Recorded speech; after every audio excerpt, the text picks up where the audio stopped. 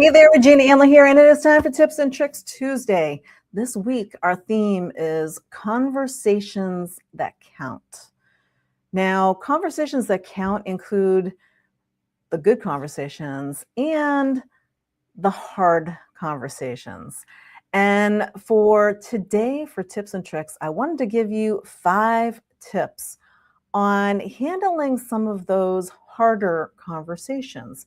Because when you think about working with your clients, sometimes when there are things going on, we don't say what's really going on.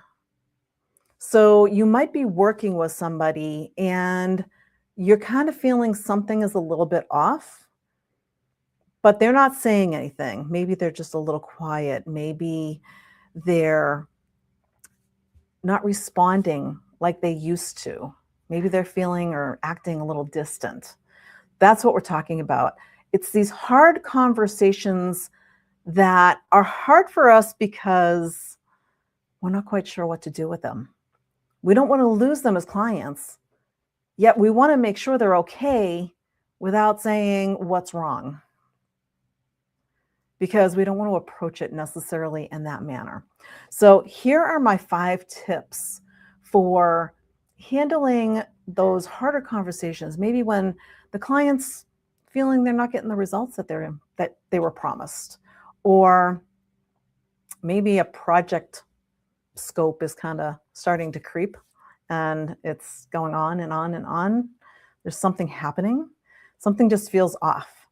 So the first one is tip number one, address it early before it all comes to a head, before it explodes, right? The longer you wait, the harder it gets to have the conversation. And I don't know about you, but I want to make sure that all of my clients, even if they're clients who eventually move on to someone else or are done with what I have to offer them, I want to make sure that our relationship is still there, that everything's still good, that everybody's parting on happy ways and that kind of thing. I want to make sure it's all good.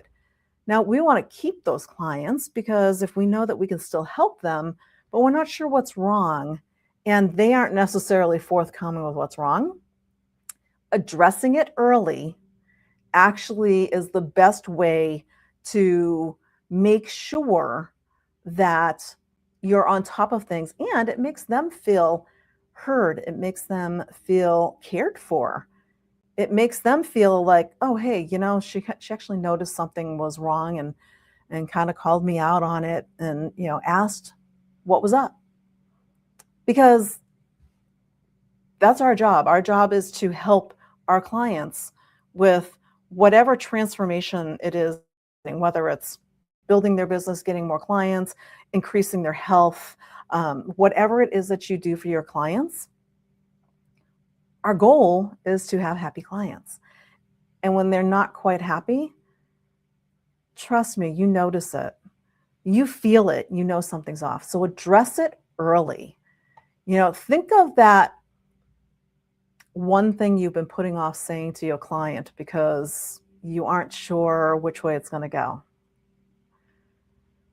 This week, why don't you commit to bringing that up, gently, and see if you can find out, does something need to shift? Do I need to change some tactics that we're doing so that we can make this work? Remember, not everybody says everything that's on their mind all the time. Some of us don't have filters. Lots of us have too many filters, and we just don't say anything until it gets really bad.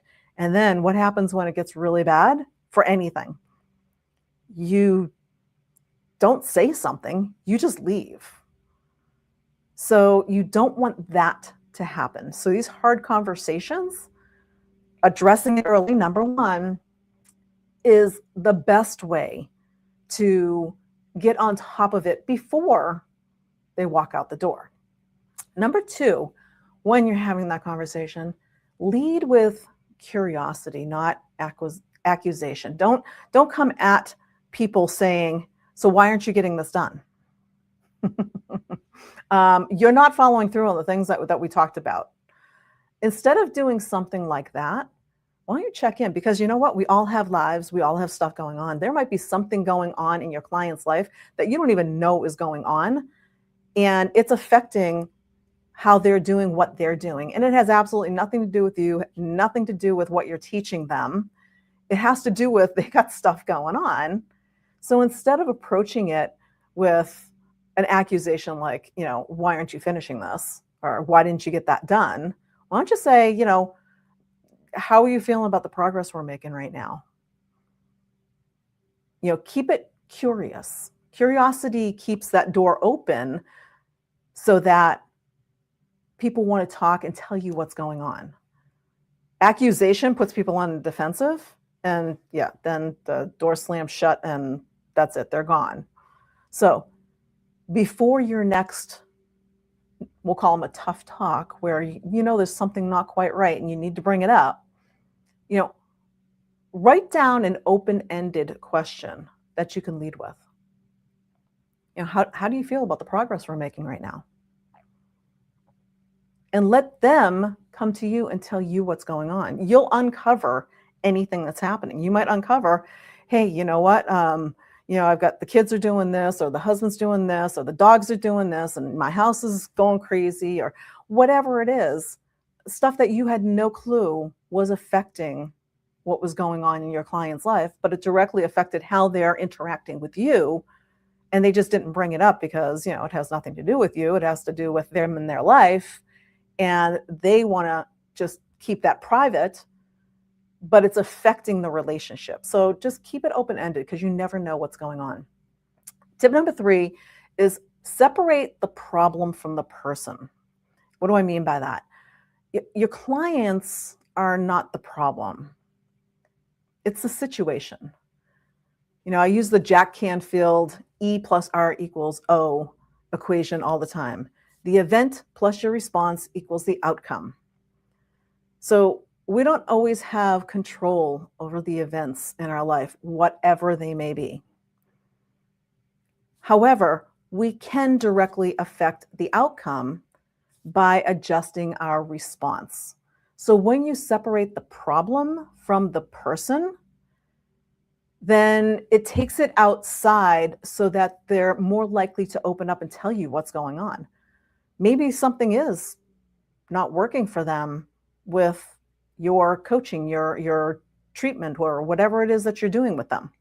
Maybe there is something wrong and they're just not saying it because they're trying to be nice, right? We try to be nice and not hurt people's feelings and that kind of thing. So we don't say when something's wrong, we just kind of hang in there, and you'll notice that energy shift. And this is the conversation that you want to have.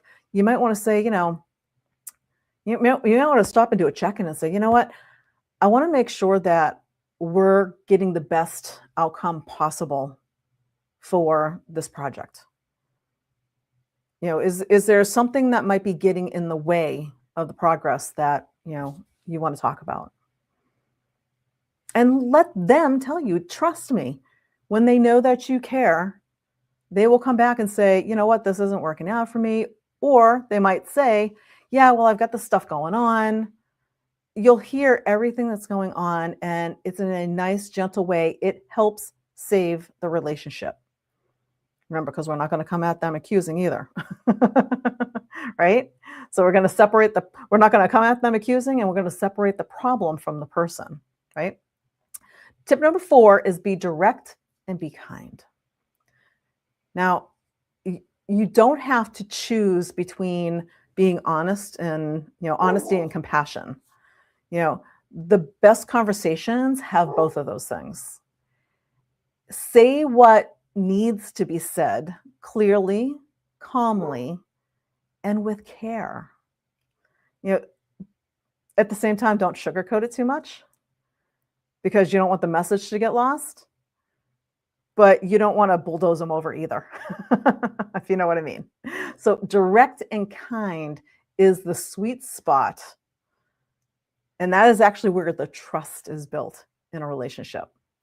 And then last but not least, tip number 5, end with a clear next step. So never leave the conversation open-ended. If there's something going on, There's something going on. So always close with something like, so here's what we'll do next then. That gives you both something to move towards, and it gives you the next step for check-in to see how things are going. So it shifts the energy from tension to action, right? It makes it so that instead of being, upset and all shrugged up and that kind of thing, it's like, oh, okay, now I've got a plan. Okay, let's go try this. It gives them a direction. It gives you a direction. So all the way around, it helps everybody. And it also shows your client that you're in it with them, that it's not you saying, you need to do this, you need to do this, you need to do this. It's that, hey, I'm here for you. I've got your back. Let's get this done together. So it lets them know, again, that you care. You're not just pointing out the problems that they have that are going on. You're looking at the person as a person.